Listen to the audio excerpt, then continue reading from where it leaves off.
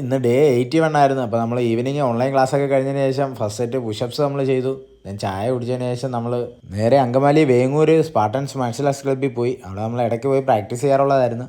പക്ഷേ ജോലിയുടെ തിരക്കൊക്കെ കാരണം ഇടയ്ക്കേ പോകാറുള്ളൂ. അങ്ങനെ ക്ലബ്ബിൽ പോയി. അതിൻ്റെ ആംബിയൻസ് കണ്ട നിറയെ പിള്ളേരുണ്ടായിരുന്നു പ്രാക്ടീസ് ചെയ്യാൻ.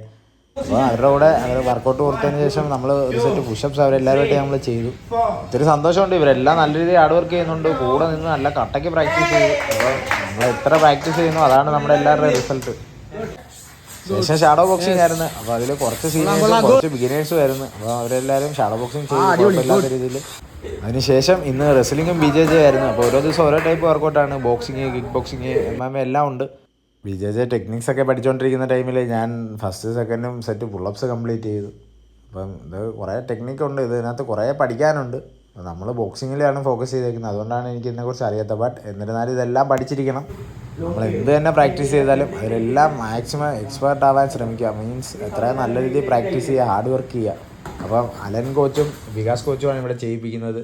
അപ്പോൾ കിട്ടുന്ന ടൈമിലൊക്കെ ഞാൻ നമ്മുടെ ചലഞ്ചും കംപ്ലീറ്റ് ചെയ്തു. അപ്പോൾ ഫോർത്ത് സെറ്റും ലാസ്റ്റ് സെറ്റും പുള്ളപ്സ് നമ്മൾ ഫിനിഷ് ചെയ്തായിരുന്നു. ദെൻ നമ്മുടെ തേർഡ് സെറ്റ് പുഷപ്സാണ്. തേർഡ് സെറ്റ് പുഷപ്സും 50 ബർപ്പീസും കംപ്ലീറ്റ് ചെയ്തു.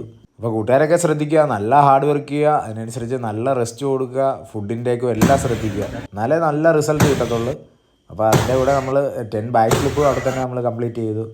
നമ്മുടെ ബാക്ക് ഫ്ലിപ്പ് ലാസ്റ്റ് ഡേ ഒക്കെ നമ്മൾ ചെയ്തപ്പോൾ ഇത്തിരി പേടിയുണ്ടായിരുന്നു. കാരണം കട്ടിത്തറയിലാണ് നമ്മൾ ചെയ്യുന്നത്. ഇതിപ്പം മാറ്റി നിർത്തിയാണ്ട് നമുക്ക് അത്യാവശ്യം ധൈര്യം ഉണ്ടായിരുന്നു ചെയ്യാൻ, കോൺഫിഡൻസ് ഉണ്ടായിരുന്നു. അത്യാവശ്യം കുഴപ്പമില്ലാത്ത രീതിയിൽ ചെയ്യാനും പറ്റി. നമ്മൾ ലാസ്റ്റ് 10 ബാക്ക് ഫ്ലിപ്പും കംപ്ലീറ്റ് ചെയ്തു. ശേഷം ഹാൻഡ് സ്റ്റാൻഡ് വാക്കിംഗ് ആയിരുന്നു. 25 മീറ്റർ നമ്മൾ ഹാൻഡ് സ്റ്റാൻഡ് കംപ്ലീറ്റ് ചെയ്തു. ദെൻ നമ്മൾ ഹാൻഡ് സ്റ്റാൻഡ് പുഷപ്സും അവിടെ തന്നെ ചെയ്തേ. 25 ഹാൻഡ് സ്റ്റാൻഡ് പുഷപ്സും ഫിനിഷ് ചെയ്തു. ശേഷം ബാക്കി ചലഞ്ച് നമ്മൾ വീട്ടിൽ നിന്നാണ് ചെയ്തത്. അപ്പോൾ എല്ലാവരുടെയും യാത്ര പറഞ്ഞിറങ്ങി. ഒത്തിരി സന്തോഷമുണ്ട്. കാരണം കൂട്ടുകാരൊക്കെ നല്ല രീതിയിൽ വർക്കൗട്ട് ചെയ്യുന്നുണ്ട്. അപ്പോൾ അവരുടെ കൂടെ നമുക്ക് ഒരു പ്രാക്ടീസ് സെഷൻ പങ്കിടാൻ സാധിച്ചു.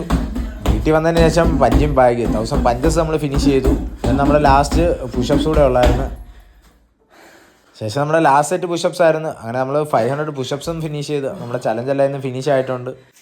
നിങ്ങളുടെ ഇമ്പ്രൂവ്മെന്റ്സിന് വേണ്ടി കൊടുക്കുന്ന ഓരോ സെക്കൻഡ്സും ഫ്യൂച്ചറിലേക്കുള്ള ഓരോ ഇൻവെസ്റ്റ്മെന്റ് ആണ്. സോ സക്സസ് ഒറ്റയടിക്ക് കിട്ടുന്നതല്ല, അത് ഡെയിലി എഫേർട്ടിലൂടെ കിട്ടുന്നതാണ്. Keep going, stay fit.